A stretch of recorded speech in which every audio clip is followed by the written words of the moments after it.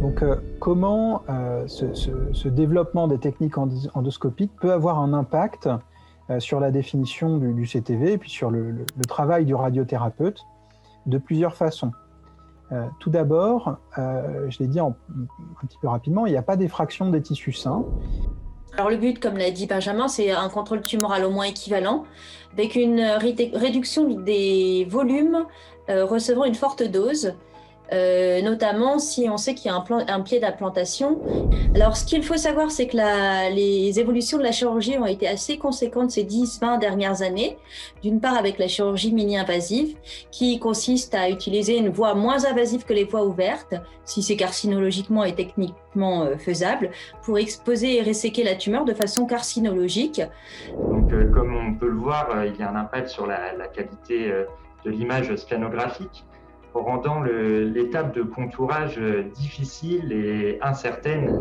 La radiothérapie ayant eu lieu avec la protonthérapie, particule très sensible au métal, il a été clairement montré que la présence de métal diminuait de façon significative le contrôle local du cordome après la radiothérapie.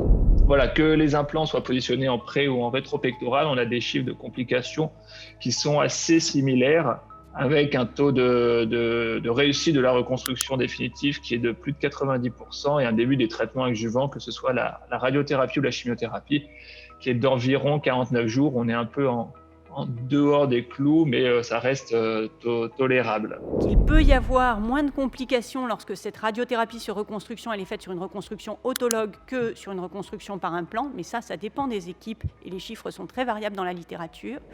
Alors lorsque l'on veut définir un CTV pédopéritumoral à faible risque, on se pose un certain nombre de questions sur l'extension péritumorale autour du GTV.